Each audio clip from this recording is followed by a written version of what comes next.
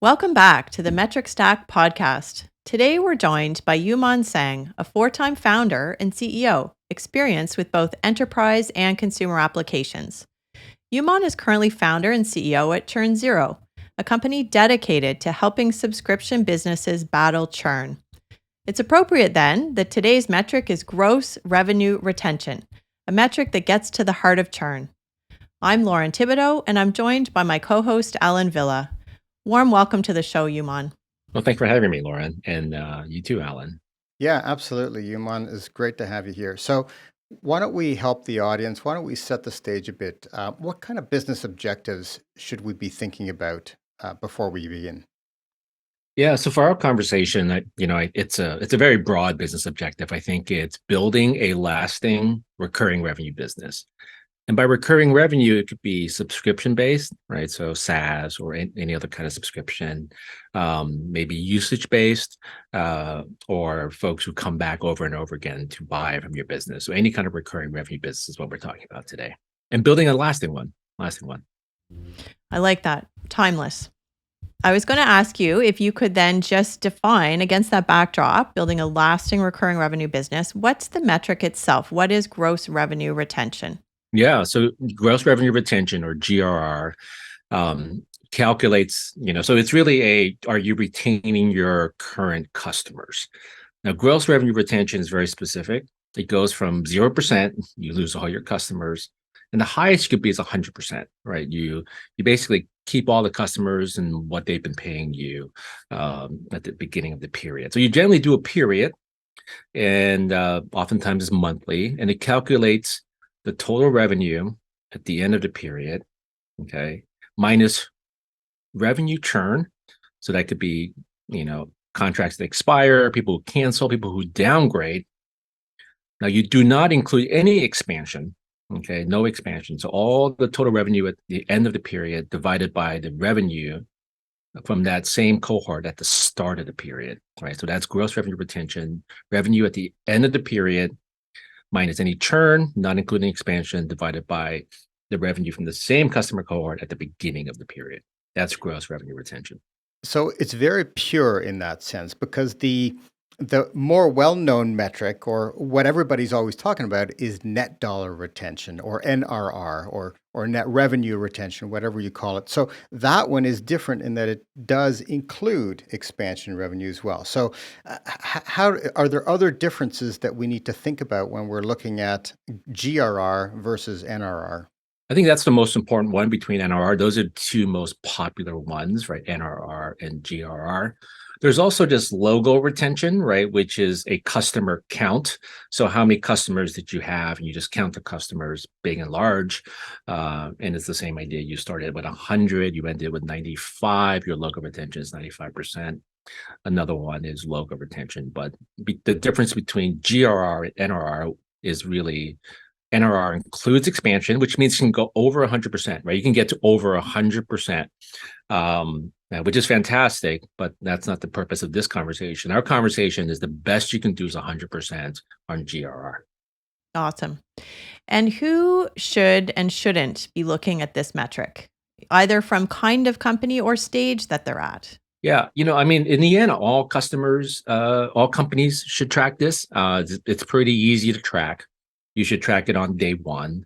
But I think it's most important for companies that are moving into, or currently in the growth stage. In growth stage, I would say, hey, you've more than found product market fit, right? And you're building a machine to really grow the company.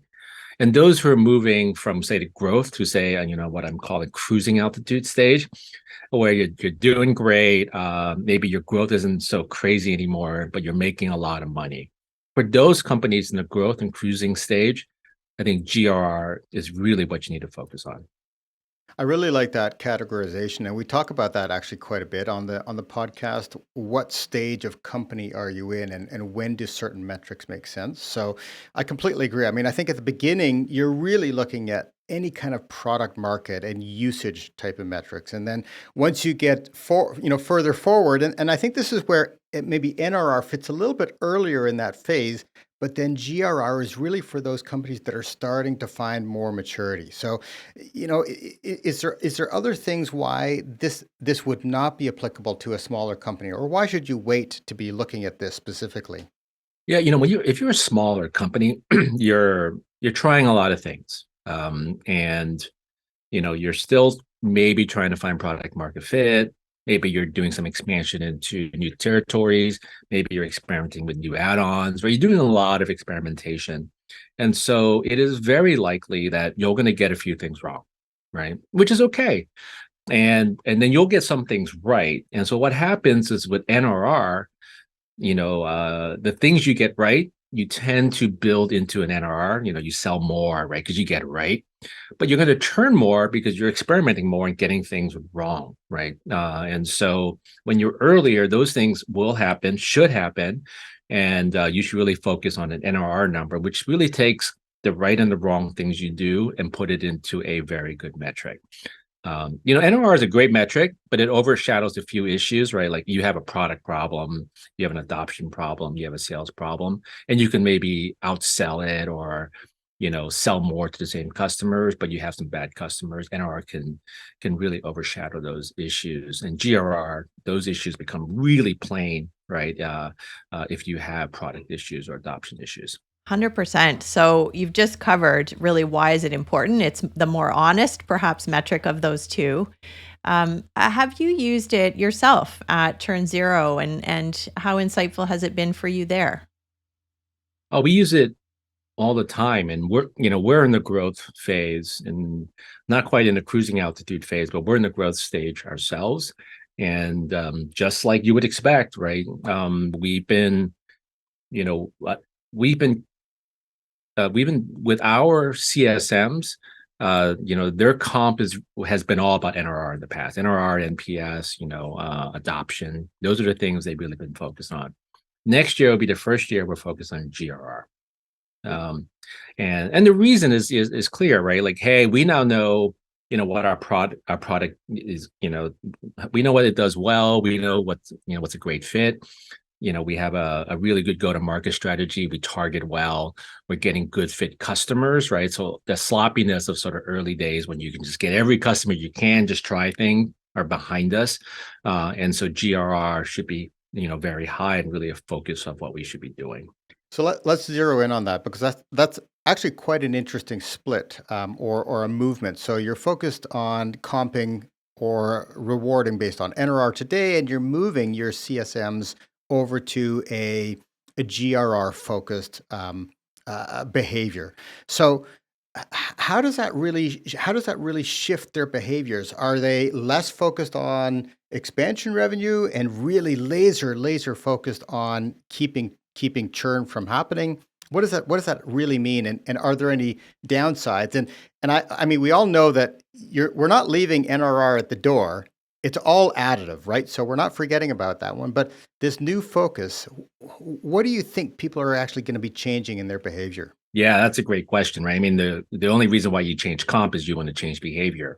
NRR will still be part of the comp. We're just, making GRR a component of it. What happens is you try to save more customers, right? You don't, if NRR is your only focus, you care less, what it looks like, right? If you lose, I'll make it up.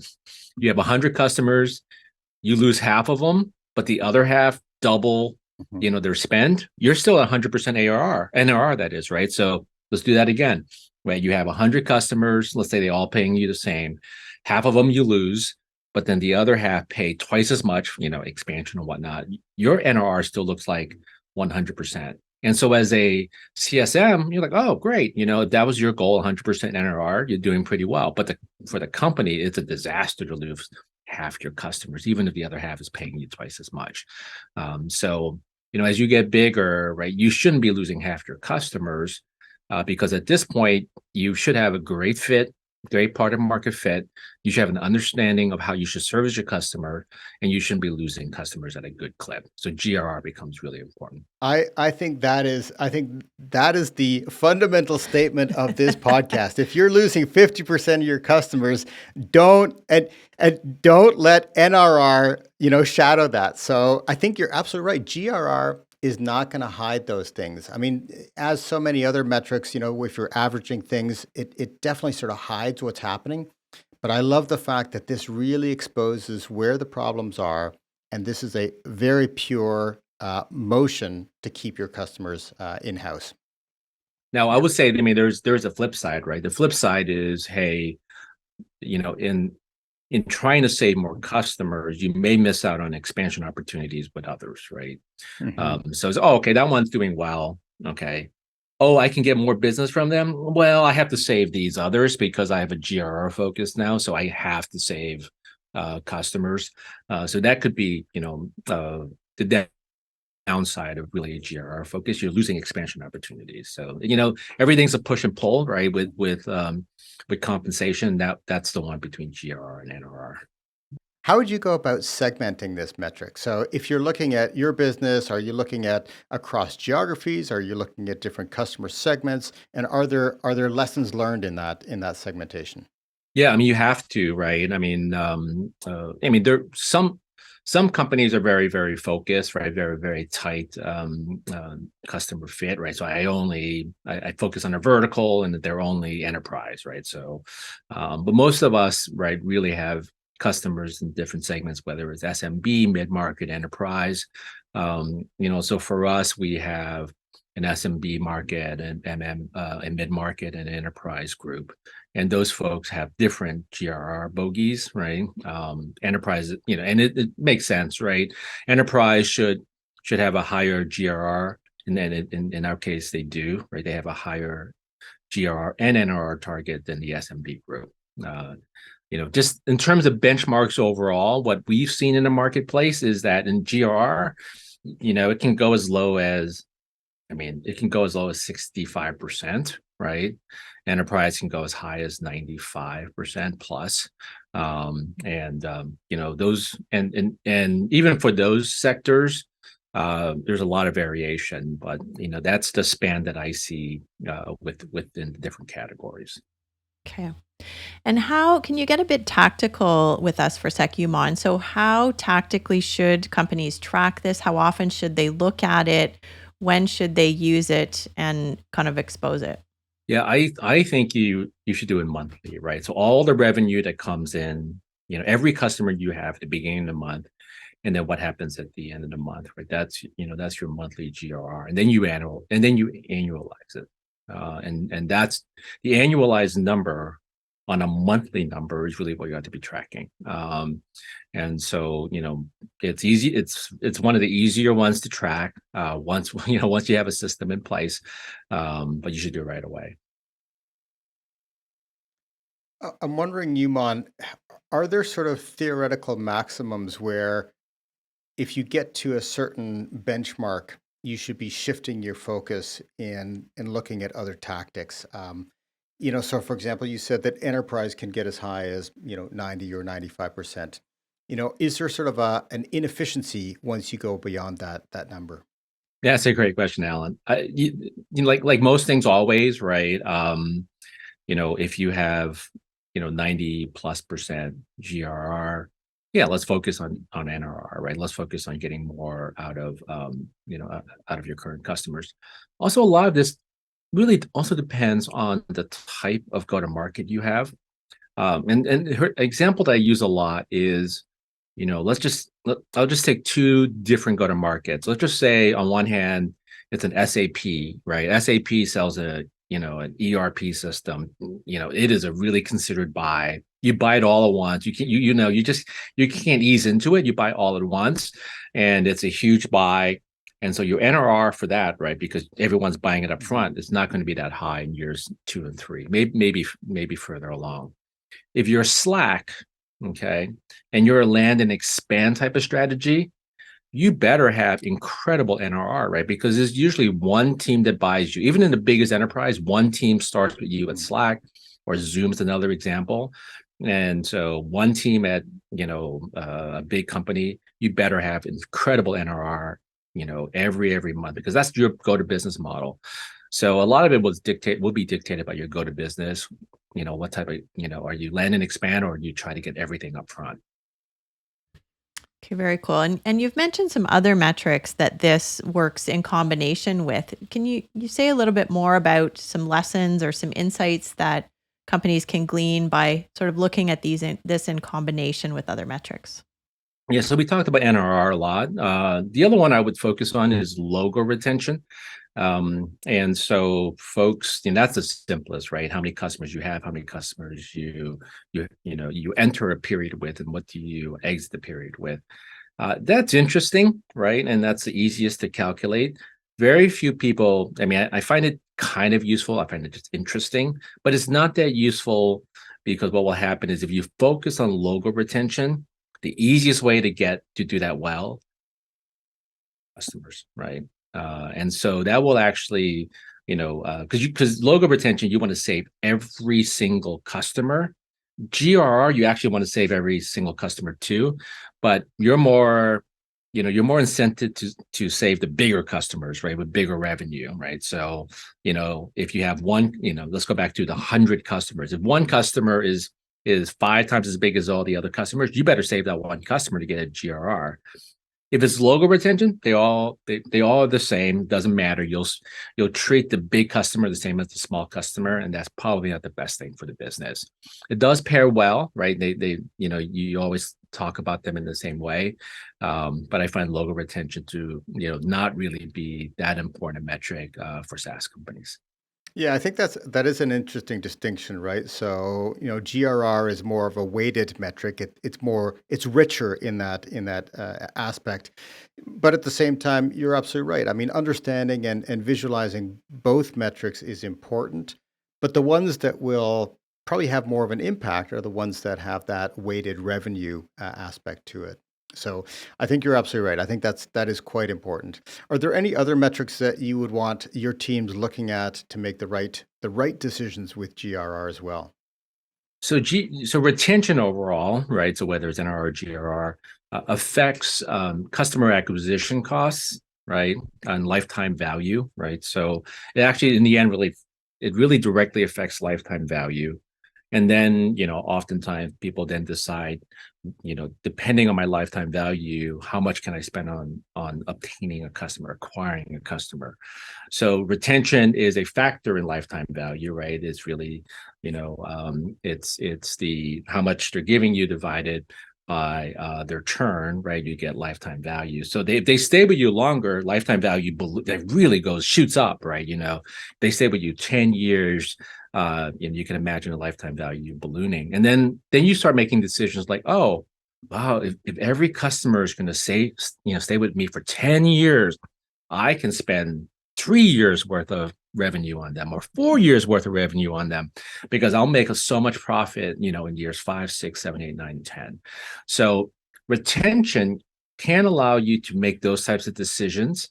But if you're wrong, right, it actually then leads you down a bad path. You're spending too much to acquire a customer. Yeah, LTV is theoretical, right? So we do have to remember that. Hey, so Yuman, I do have to ask. So as CEO of ChurnZero, if we're trying to optimize GRR, what are the leading? I mean, beyond anybody else, you probably know this better than anybody else. What are the leading metrics or the leading indicators that you want to be looking at to maximize GRR?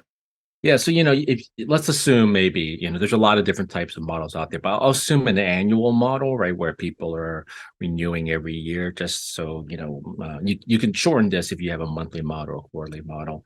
But there, the three you start with onboarding and implementation generally, right? Sometimes self-serve, sometimes services are involved. Then you move into adoption, right? Are they actually now that they've been implemented, are they adopting your product and getting value?